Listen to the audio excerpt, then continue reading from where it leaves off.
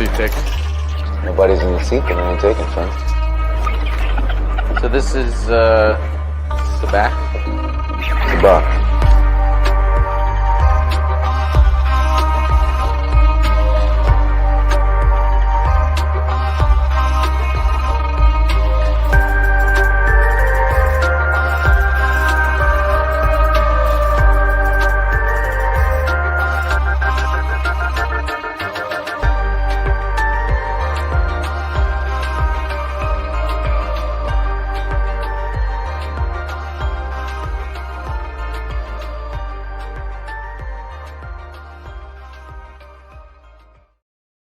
Yo, what is up, guys? Welcome back to Sabacc the Block. We are here for a very special episode breaking down, obviously, the news of the Acolyte, because we can't just forget about what happened, but also we're looking forward to the future of Star Wars, talking about EZRA Bridger and talking about Star Wars Outlaws. Joining me to do all that, we have a very special guest.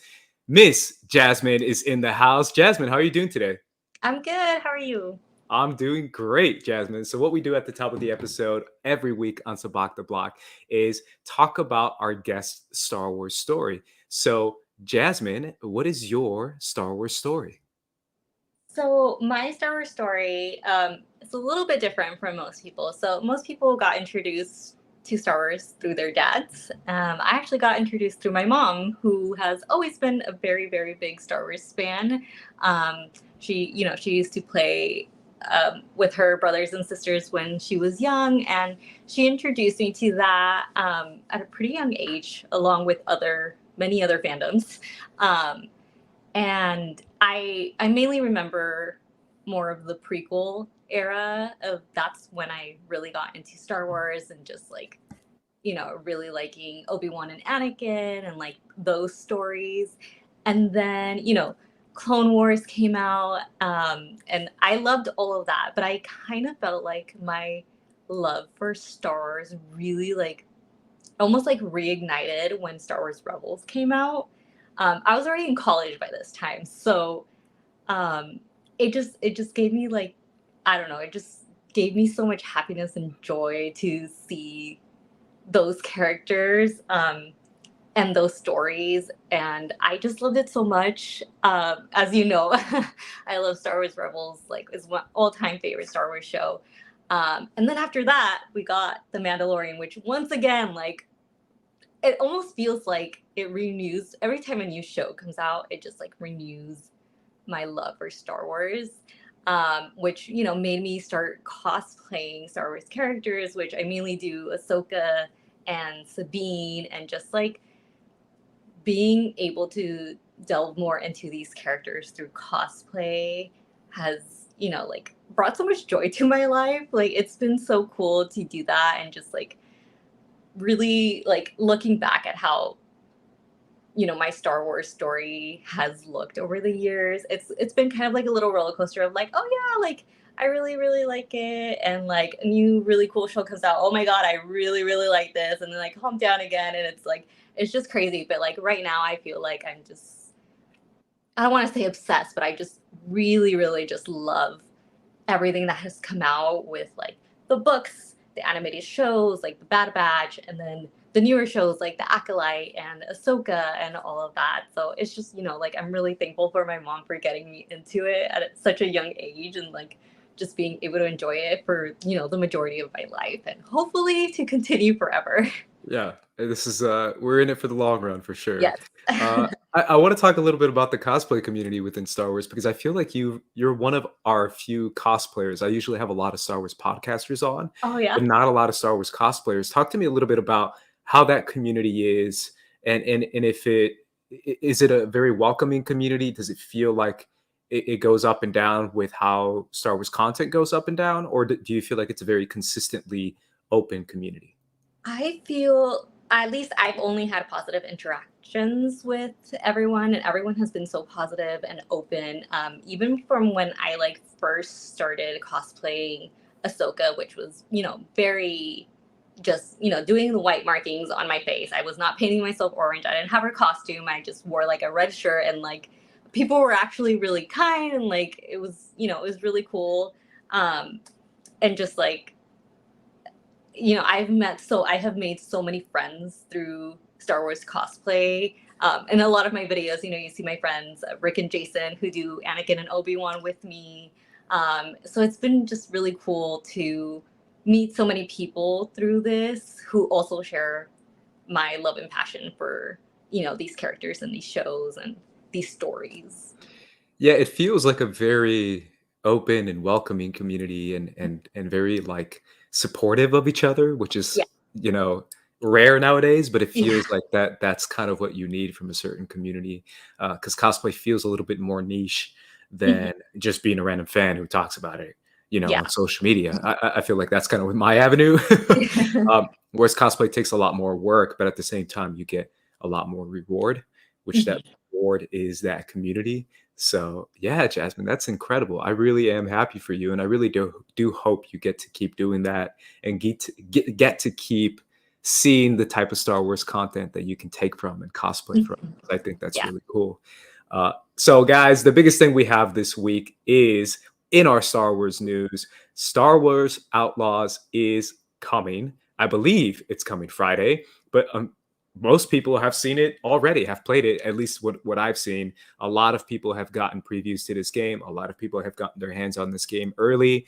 It has gotten pretty positive reviews for the most part. But Jazmin, I want to throw it to you. How are you feeling right now about Star Wars Outlaws, and are you really looking forward to it?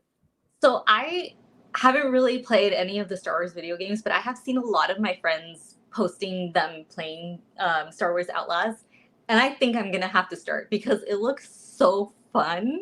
And I really love Nyx already. Like, he's just so cute. And, Star Wars animals are always so adorable. But it just looks really fun in general, very like Han Solo vibes, and just, the kind of adventure that I would want to have in Star Wars. And to be able to do that, it looks really, really cool. So I think I'm going to, this might be my first one that I'm starting.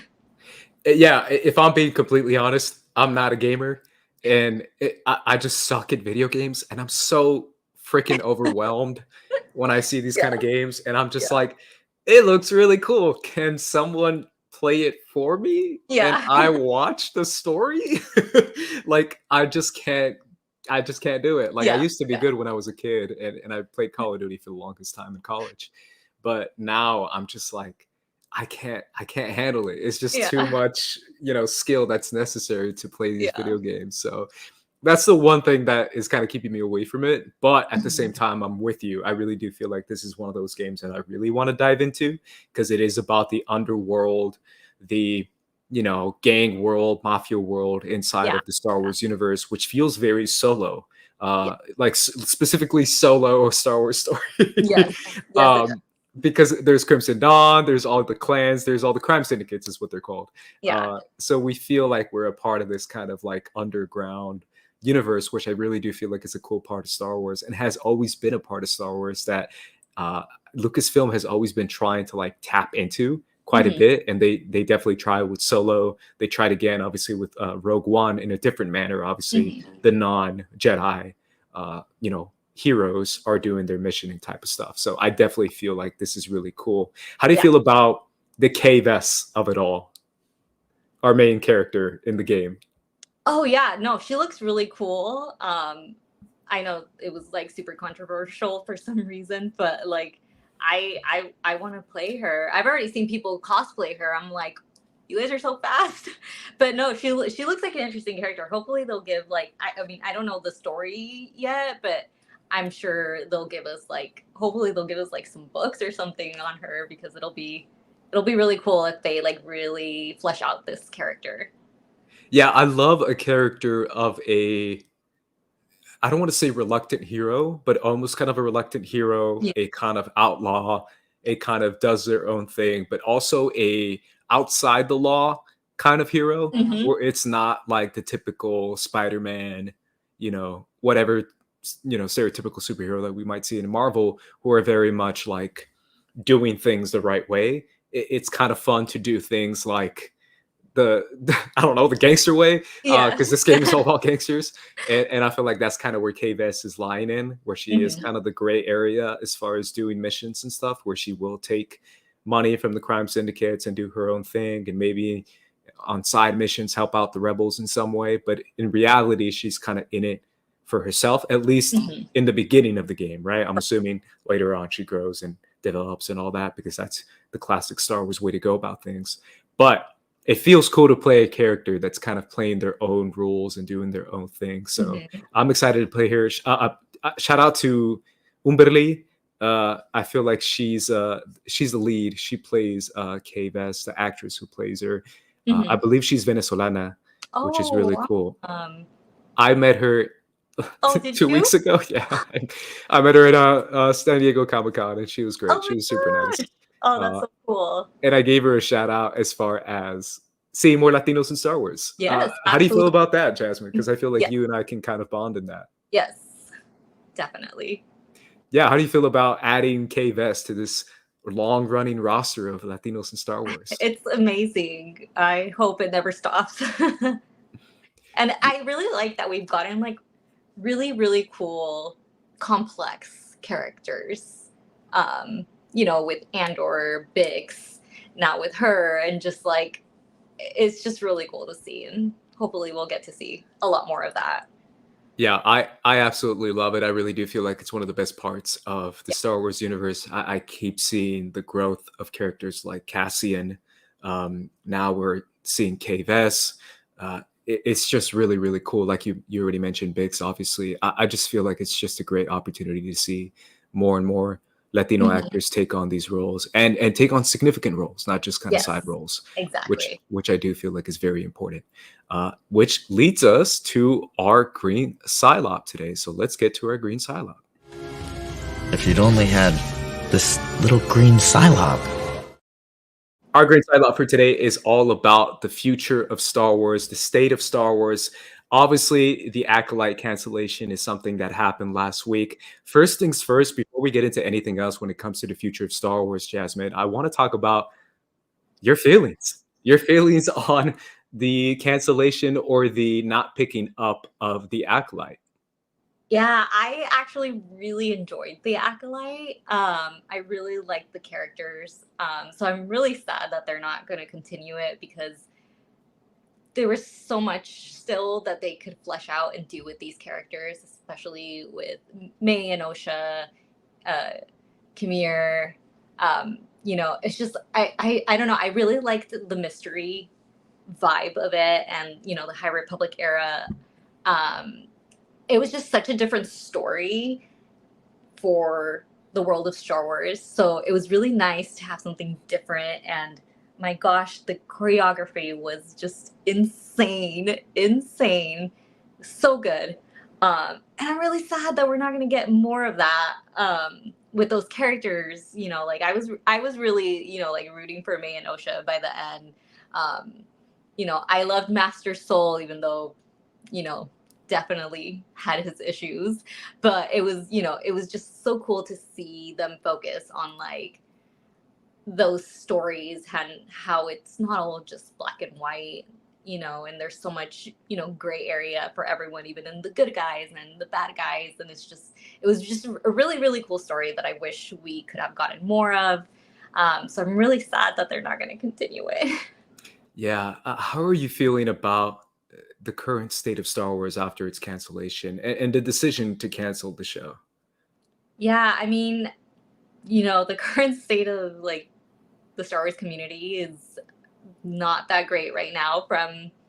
I've been seeing, my friends' posts and the comments that they've been getting. It's been pretty terrible. It upsets me and makes me mad that it's like, it truly is a minority that are just so loud, when the majority of fans actually do enjoy things, or if they don't like it, they won't watch it. But this tiny group of people are just really, really loud and really cruel. And it just, I've seen a lot of friends who are like, I want to take a break from this fandom. I want to do, they were so happy to see themselves represented in the show through these characters. And, they were sad about it being canceled, and people are just, being so cruel to them, and just bad writing, bad this, and just saying really mean things to them. It does. It makes me so mad. But like, I feel like we just have to keep putting as much positivity for this fandom out there, because we can't lose all of this representation and all these new stories. Like I would be sad if we, never saw Cassian and Andor again, when we finally have Latino representation, or if we didn't get more through, Star Wars Outlaws and all of that. So like, it made me sad. We don't fully know, I guess, the reasoning for why they canceled it, but people have their guesses. So yeah, I think it's just very complicated. Yeah. How do you feel about where Star Wars is going now, especially after this cancellation? Do you feel confident in where it's going, or do you feel a little bit more pessimistic? I really don't know. We have Skeleton Crew coming out soon, and that also looks very different, very fun. So, I want to say it's Star specific, but there's a lot of shows being canceled and a lot of franchises and a lot of streaming platforms. So it's like, was it specific to this and how people reacted to it, or was it just because, everything gets canceled now? So I'm kind of holding out hope that the future of Star Wars is still, looking very bright and different. And we're going to get all these new stories. And hopefully people will start being more open and accepting of these stories as well. So hopefully, Skeleton Crew, I'm excited to watch it. So I'm excited for that. I'm excited for season 2 of Ahsoka. I hope they greenlight more shows that are different, with more diverse writers, cast, directors, and just all of that. You're the most positive person I've talked to after this Acolyte cancellation, because I've done a few Star Wars podcasts and I've been a guest on a few others, and I have not seen a single person talk like you're talking right now. I just see the opposite, because to me, this is just a sign of them not giving up on it, but seemingly giving up on it, giving up on creative stories, on diverse stories, on stories that are not the same and the usual of what we've seen before, on different perspectives. It just feels like this is a statement from them saying, hey, you guys are kind of on the backseat, just take a backseat for a second. That's what it feels like, is what they're telling us by this cancellation, at least from my perspective. And then I'm also a Marvel fan. I think you're a Marvel fan too, right? Yeah.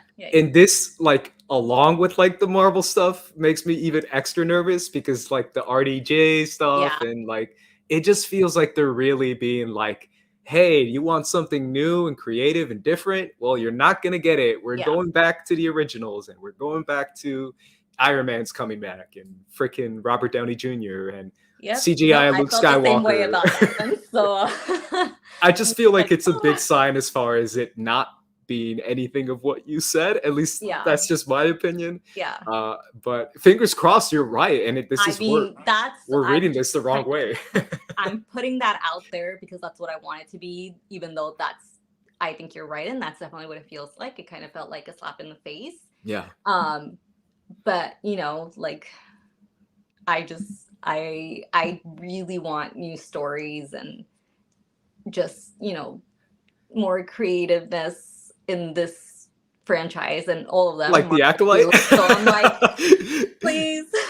I mean, that's kind of what we had in the Acolyte, and they, exactly. They didn't bring it back. I don't know. I just feel like I'm with you. I just fear for everything you're saying. I fear not necessarily for what we have coming up, like Mandalorian Grogu and Rey. Right. But those are already set, right?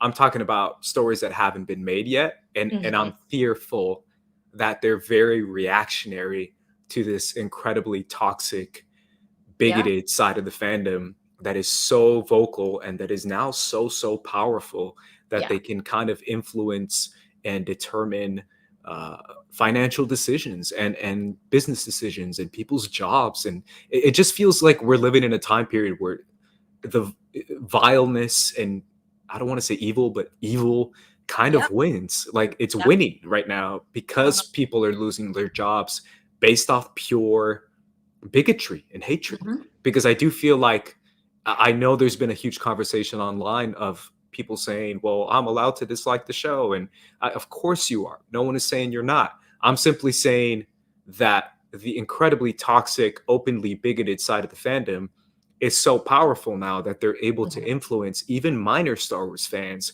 from not even watching the show, from just not giving it a chance. And they don't say, don't watch it because Amanda Le's the lead and she's a Black woman. They say, don't watch it because it's trash. Don't watch it because it's bad writing. Don't watch it because it's bad. Like, they just use simple words to just trick people into not watching the show, when in reality, they have their own agenda as far as why, in reality, they don't want you to watch the show. So. Right. Yeah, no, it definitely, and it's sad, and it makes me mad that that's how this fandom is, because, you know, it's like the opposite of everything that Star Wars tries to teach you. Yeah. So it's just like, it's frustrating because it's like you claim that you're, you know, this really big Star Wars fan, but you clearly do not understand the story at all. Yeah, it's not. Yeah, I could write a whole paper about it. I think I have in my head. I've written a bunch of other stuff about it, but it really is just so negative, and it really doesn't come from a place of good faith at all, or even fandom at all, in my opinion. I do want to look forward toward the future, though, because I do feel like there is a lot of positive coming. How are you feeling about the future projects that are announced? What is the one that you're most looking forward to, Jazmin? I think, if you want, I can run them down, by the way. I have Mandalorian and Grogu, Ahsoka Season 2, Andor Season 2. We have The Dawn of the Jedi, the Rey movie. I believe that's it, as far as what I have right here. Andor Season 2. Yeah. Definitely. Yeah. I need that season, like, now. I just rewatched Rogue One last night. Oh, yeah? And I hadn't seen Rogue One in years, since like probably 2020, you know, when everything shut down. And I was blown away. I was like, what was I thinking? I had this movie, like, I don't like Star Wars rankings, but if I was forced to rank, I always had it like in the middle. But now I'm like, yo, I was tripping. This movie's incredible.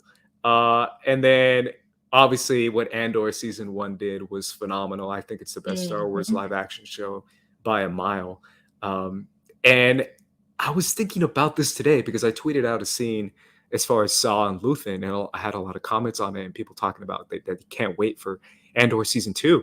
It might be my most anticipated thing, period. Like, movie, show, anything. Like, it really is that special to me. So yeah, Andor Season 2 to me is incredible. Talk to me a little bit about what makes Andor so special for you. Well, Rogue One is my favorite Star Wars movie. Oh, there you go. So, yeah, it's my number one.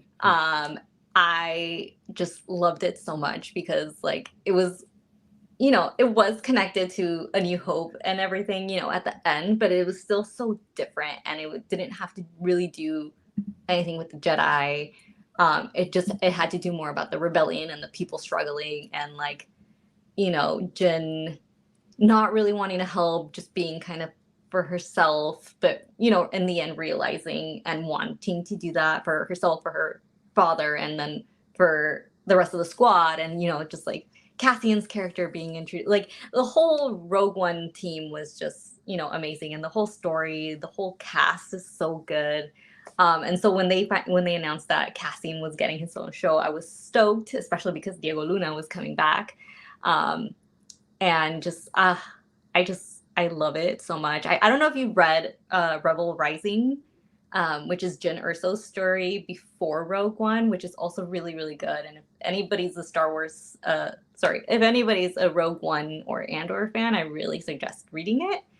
It gives you more of an in-depth into Jyn Erso and kind of just like why she is the way she is in Rogue One. And it just made me love her more. Like, she's such a really cool character, and she's so interesting, and just I love all of them. Yeah, I've run into the Rogue One fans. Shout out Danielle on Twitter, that I know her. She's another Rogue One fan, but there's like a Rogue One like like just Rogue One fan Yeah. base, and I think it's hysterical because I'm like, really, Rogue One? It's like a one-off movie and everyone dies. So I didn't assume that it would have so many fans, but it really Yeah. does. So shout out to that movie. Obviously, the one for me, Jazmin, is always going to be the Rey movie. I feel like I know you're a big Rey fan. Yeah. Rey is one of my all-time favorite characters inside the Star Wars universe. So the fact that they're giving her her own movie, she gets to be the lead, she gets to shine a little bit more, and the fact that they're entrusting her to lead the entire film on her own is very important to me and significant. And I really, really hope that they just let her cook. Just let her cook, like whatever she wants to do. Just don't cut it short and don't make it like a by the numbers blockbuster type movie. Yeah. So I love Rey too, so I'm excited for that too. She's also one of my favorite Star Wars characters, so I think I'm very excited. I really wish some of the other characters were coming back because I really would have loved more of Finn and just like for them to actually, like see, I keep hearing what he deserved. I keep hearing that they're not bringing Finn back, but I don't know where that's coming from. Like, I don't know if that's actually confirmed. Well, I think it's because John Boyega has said that he wouldn't return. Oh, okay. He wouldn't return to Star Wars because of all the stuff he had, all the hate and racism he had to deal with from the fans. I really hope. So, yeah, I really hope that changes. And I know that's me being hopeful now. I'm taking your hope. I'm telling you, it's the only way. Just try it. And I hope they do bring him back because I do feel like it would be a good gesture, and maybe they can try and convince him because I'm sure he's still good with Daisy. I'm sure they're still friends, so maybe she can convince him somehow. I don't know. Hopefully, I'm reaching out for hope right now because that's all we have. Let's move on to full Sabacc for this week. Full Sabacc.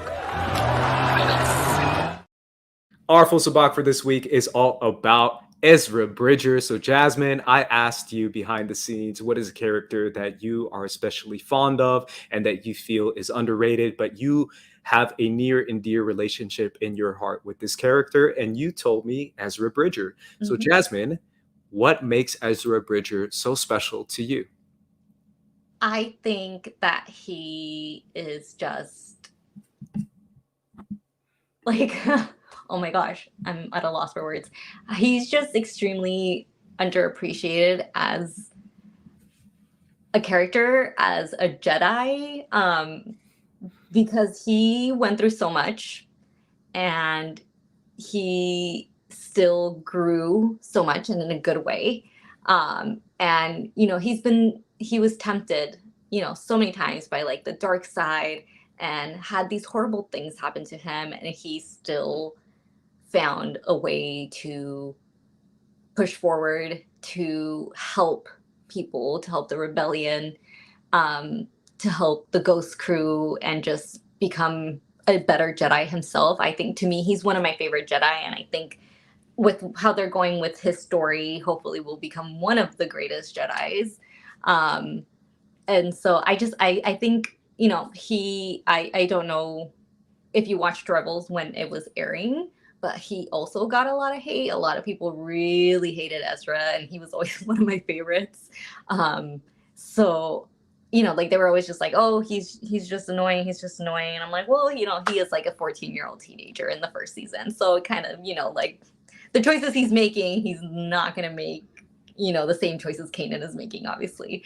But I like him so much because it's so cool to see him grow throughout each season and how he just gets better and more confident in himself and just trusts himself. And I think that's why, like, seeing him the way he was in Ahsoka made me really happy because that's how I imagined him, especially like, in that scene where they're fighting Shin and I don't know if they were zombie yet. No, I don't think they were zombie yet. The army that she brought with her, and he told Sabine like, "Oh no, like I don't need the lightsaber. Like I got this." And he just uses the Force to fight, and it was just, I don't know. It feels very full circle with his character, and I'm just really excited to see like where they take him.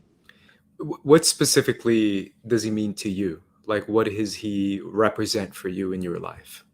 I think he's just like, oh my gosh, why are you asking such hard questions? He's just, you know, like Ahsoka, I always say they're kind of everything that I want to be.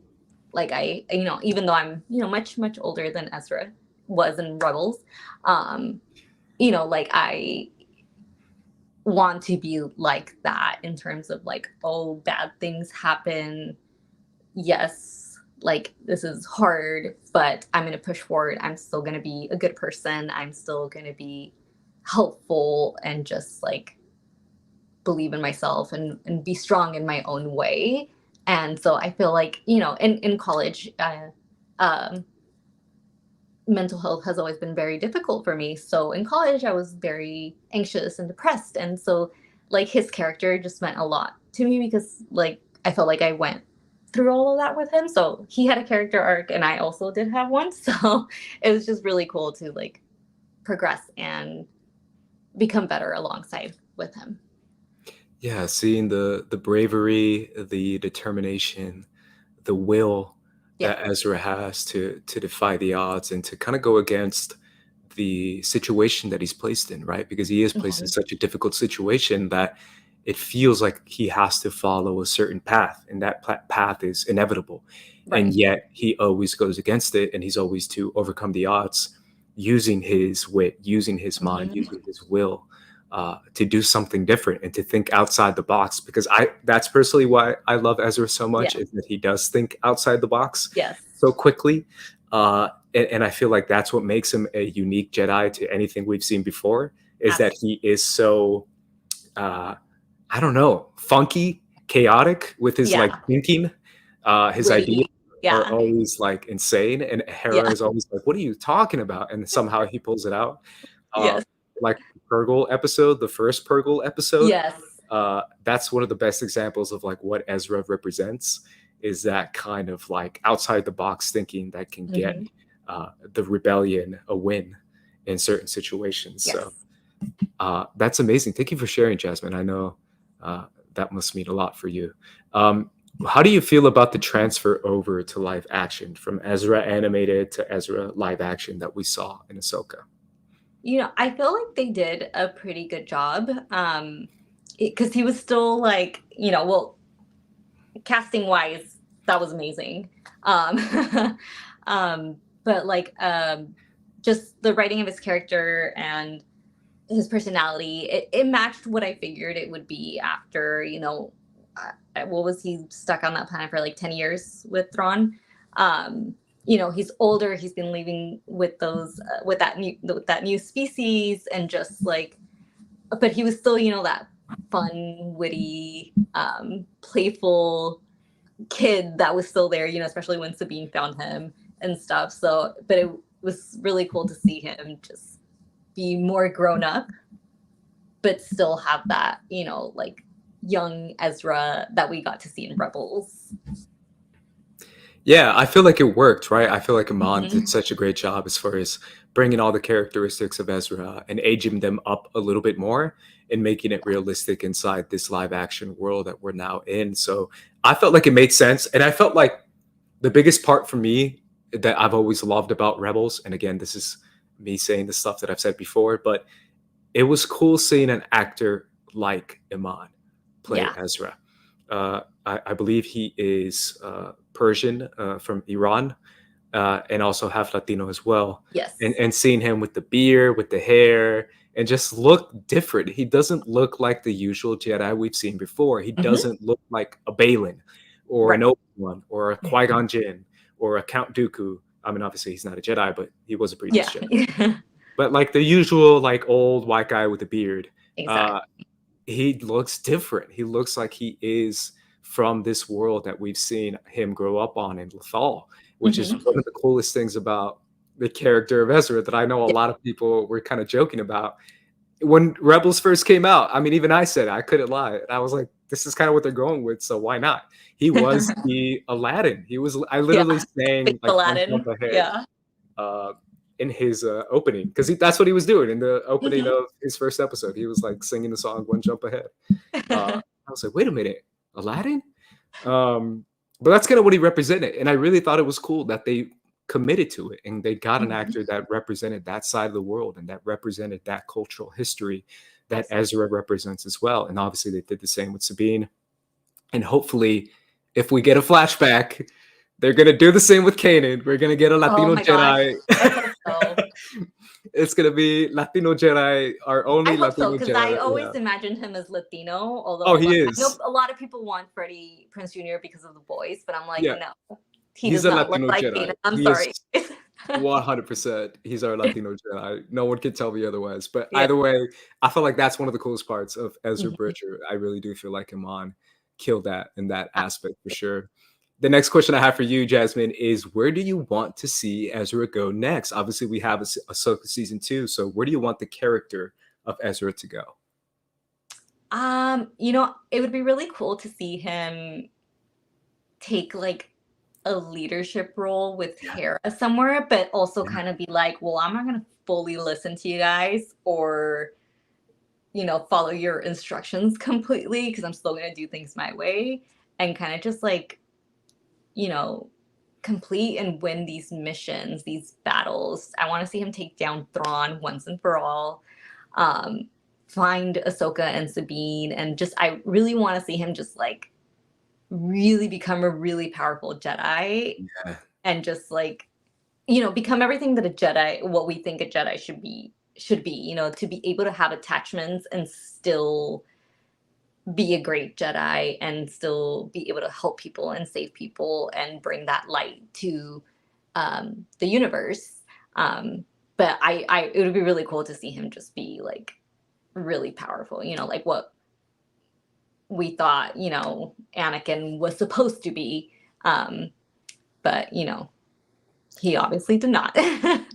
Yeah, the biggest overrunning question, and I feel like my thesis of this episode of Sabacc is actually at the bottom of the screen right now, Jazmin. Is Ezra the future of Star Wars? Is he the one that can carry on the mantle of the classic Jedi hero who can now usher in these new chapters inside the Star Wars universe, going from a live action TV show to a live action movie, Jazmin? I would absolutely love that. And I think his character could do that if they're willing to take that direction and not be scared to do it. I think it would be great. Because he still has so much more story to tell, and there's so much that they can do with him. So, oh my gosh, it would be incredible if he was. And, whether it's through animation or in live action, it would just be really cool to see a lot more Ezra Bridger. I actually was one of the people who in Mando season 2 thought that Grogu was reaching out to Ezra. Yeah. So I was like, oh my God, it's going to be Ezra, which still excited when it was Luke, but I really wanted it to be Ezra. But, that's not where it went. But I think, like he could be in so many of these stories just based on his age and where the first season of Ahsoka took us. And he just has so much potential in the universe. So hopefully. Yeah, as far as live action, as far as sustaining, like literally like Hercules style, like holding up a film franchise, do you feel like the character is strong enough to do that?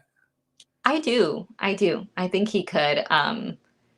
Like I said, he has a lot more story to tell, and they can easily like put him in these other stories. But I could see him like having his whole either show or movie trilogy or something of just like a story, thought out story. I can see him being a big part of just the Star Wars franchise. Yeah, so as far as what's planned now, we have Ahsoka season 2 for sure, but we know we have a Filoni directed movie, and this is supposed to be a continuation of the show universe that we're now currently in.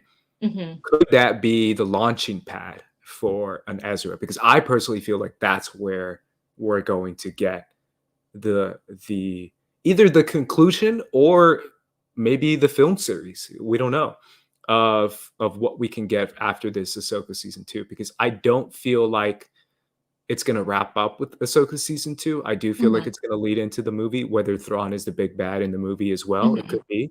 But I feel like, do you feel like that's the perfect launching pad to do almost kind of like, not a test, but like a test as far as like, let's go watch this movie on the big screen and see Ezra do something really cool. Like just pull out a bunch of Purgle from space and just be like puppet master with Purgle, or like a bunch of Loth wolves come out and Ezra's doing like some mind control thing. He's pulling a Jean Grey or whatever it is, like something cool where audiences could be like, yo, who's that?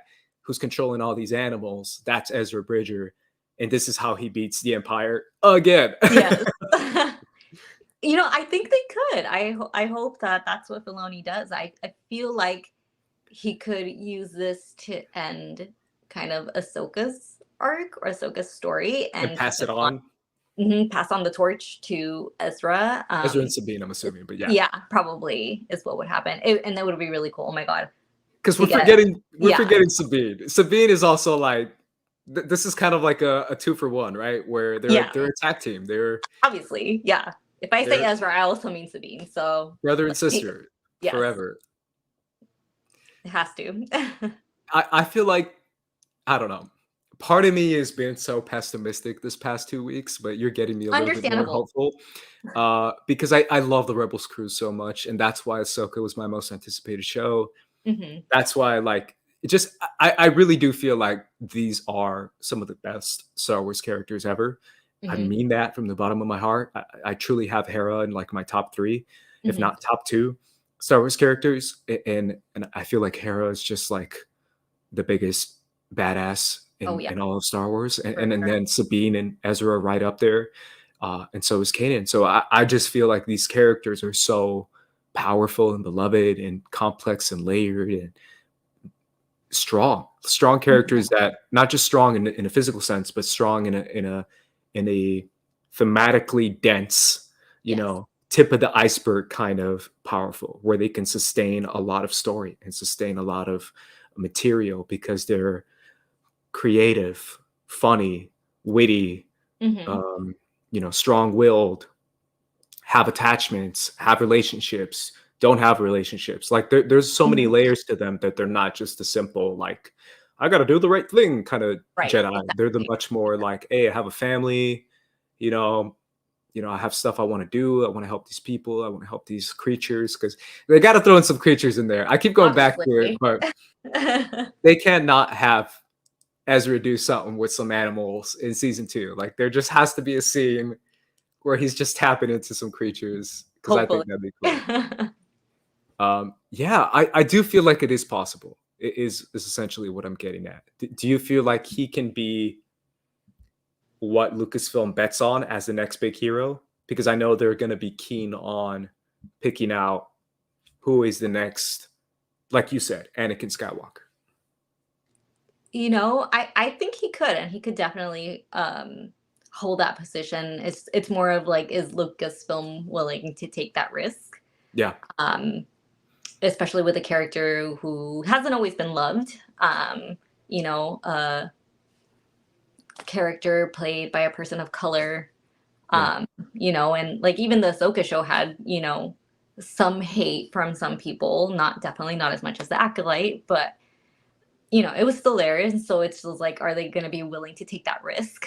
I'm hoping that yes, hopefully, you know, I want to see more Ezra and more Sabine, more Hera and more all of them. But, you know, it's really up to them, I guess, in the end. Yeah, I hope they give it a shot. I hope they try, but I really hope they don't succumb to any negativity, because I do feel like succumbing to it is just such a simple-minded, limiting, reductive way to go about business and just to go about life in general. And I just feel like that's not going to help you in any kind of way. And I really do feel like what makes Ezra so different is that he is, again, a much more loosey-goosey kind of Jedi, and that makes him a little bit more relatable, a little bit more inviting, and that can be something different and diverse that Lucasfilm can tap into. That's not your stereotypical Jedi Knight, Yeah. hold your lightsaber straight kind of, Jedi. So Yeah. let's hope they do that. Yeah. Jazmin, let's move on to Squad Up with Squad Leader Ace. For our Squad Up, what I like to do is I give you a scenario inside the Star Wars universe, and you have to tell me what you would do inside the scenario and who you would pick as your team. For this scenario, you are a rebel trying to infiltrate a company that finances a major portion of the empire. Your mission is to steal their funds via the owner's datapad.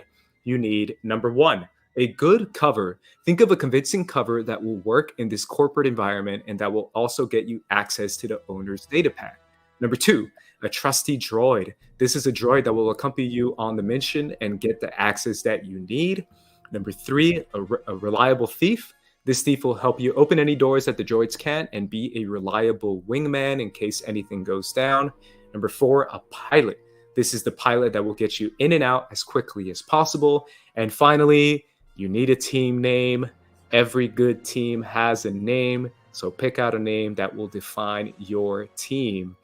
Jazmin, what are you picking as your cover in order to infiltrate this imperial company and steal the owner's datapad? Okay, so you said it's a corporate, right? Like a Yes. company. I'm assuming the owner probably has like an assistant of some sort. So I would be like intern. I would pretend to be intern to the assistant so that I could get access to the data pad. Because it's like, if I pretend to be the assistant, obviously they're going to know something's off. But I could just be like, oh yeah, I'm your new intern. So let me help you with stuff. So Yeah. Yeah. Are you playing the long game, or are you kind of doing it like as soon as you get the job, you're just going to be running up the stairs and looking for the data pad? ooh, do I have the patience? Yeah. It's all about patience, all about your team's Yeah, patience too, because I would play the they're long game. waiting. I would play the long game. I'm thinking about Okay. like when Ezra like infiltrated, when he was trying to become a stormtrooper, and he was like there for like a while training with the other kids. I would play the long game. All right. So I am a pitch guy. I am pitching my product to this company. Every company has sponsors. Every company, needs something in their, to grow their portfolio. So I'm coming in there with my PowerPoint hologram presentation. I'm coming in with my tie, and I'm like, I have an appointment with the owner because I'm pitching this product that is this beautiful product that he absolutely needs to buy. And I'm going to go inside his office and I'm going to pitch it to him. And right then and there is when I make my move to jump in for the data pad at any given moment that the owner is outside the office. So that is my cover. Jazmin, who is your trusty droid that is going to accompany you? See, it's going to be Chopper because I know he's willing to do a paint job. Well, he might not be willing, but I know he would do a paint job to be able to infiltrate. So I trust Chopper with my whole heart. I know he's crazy, but I know he's got my back. That's a good one. That's a really good one. I always pick Chopper. I always pick BB-8. Oh yeah, BB-8. I'm going with my cover right now. I'm kind of getting inside, falling into the cover mode inside my head, getting into character. And I keep thinking about what is the most unassuming droid that can look like, a presentation droid. He's going to help me with my presentation. Mm-hmm. And I'm going with the protocol droid. I'm going with C-3PO. Yeah, that one would work so perfectly. I feel like he stalls really well. He can stall for me. I mean, maybe he won't open that many doors, but he's a good staller. He's a good talker. He can yap. He will keep yapping while I am going to the bathroom and actually stealing something. But he, in reality, is just stalling for me, and he has my back anytime I need it. And he'll give me sassy remarks as well. So that is why he is my droid. Jazmin, who's going to be your thief that's going to accompany you? Oh my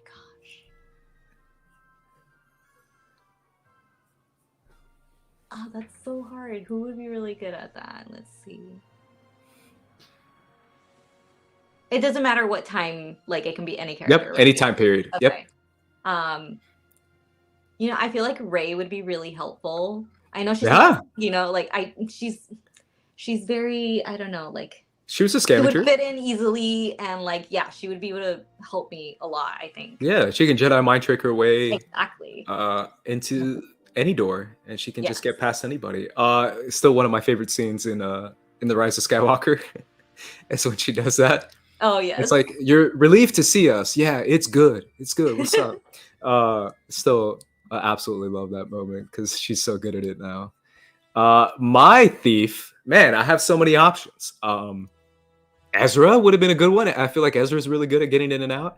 Mhm. There's DJ. There's homegirl. Who am I thinking of? I just had her in my head and I forgot. Oh, Cassian. Thinking of Cassian. Oh. Homie Cassian. But you know who I'm picking? I've seen her for 5 minutes and I already like her. You I'm already going with K-Vess. Yeah. That's also a really good choice. Her and Nyx are accompanying me because I need Nyx in my life as well. And I feel like he'd be good moral support to help me out. Yes. So shout out K-Vess. She's going to accompany me on this mission to steal this data pad. Jazmin, who is your pilot that's going to get you out there as quickly as possible? Oh, Hera. Yeah. There's no hesitation there. She's perfect for the job. I know she can do it, and she'll get us out of She's there done it. so quickly. She's with done no it before. She's so good at it. She's so used to it. Yeah. I feel like Hera is definitely the GOAT for sure. I'm picking someone who's kind of going with my stalling, my you know, like relaxed kind of vibes that I'm going with on this mission. I'm not going with a very much like, you know, in and out kind of vibes. I'm going with much more like, yo, what's up, guys? Like relax, Yeah. chill, you know, we can stall, we can talk. We're really good at making sure that people feel comfortable around us. I'm going with my boy Lando. Lando, Yeah. an incredible pilot. I feel like he's an underrated pilot that a lot of people don't talk about. Absolutely. And he's also really good at stalling and really good at stealing. So And he's very charming. So if yeah, for help, he could come and like, you know, Yeah. talk to people too. exactly. He could just be like, yeah, that's my ship outside, you know, this and that, you know, how are you guys doing, by the way? Like, he's got it locked down. I feel like Lando's got it. Finally, Jazmin, what is your team name? So I really like Melu Run, so we would be the Melu Runners. Ooh, Melu Runners. I like that. I like that. Man, a team name is tough. It I feel is. like you have to nail it. We are going to be, I don't know, we're very corporate. We're very fancy schmancy because I have Lando on my team and I have C-3PO and he can pull that off. We are the Gold Rush. Oh, you know, I like that. That works. It fits the vibe. We're in a hurry, we're rushing, and we have a gold protocol droid, Yeah. and we like gold.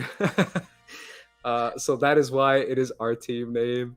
But either way, Jazmin, thank you so much for joining us in this episode. We genuinely appreciate your time. Where can everyone find you, Jazmin? So you can find me on TikTok, Instagram, Threads, everywhere. My username changes on like multiple platforms, so I'm either Jazz Nerdy Fangirl or that one Nerdy Fangirl, but something Nerdy Fangirl on there. And yeah, I post a lot about Star Wars and just like all the fandoms that I enjoy. So yeah. Shout out Threads. Shout out Threads. I feel like there's a little bit more positivity there. So Yes. if you guys want to follow us on Threads as well and follow Jazmin on Threads, you can follow me at Squad Leader Ace on Threads, on IG, and on Twitter. So make sure you do that. Follow us right here at First Cut and make sure to subscribe to First Cut if you haven't done so already. But either way, guys, for the Sabacc the Block crew, we're going to be peacing out. So peace. Deuces.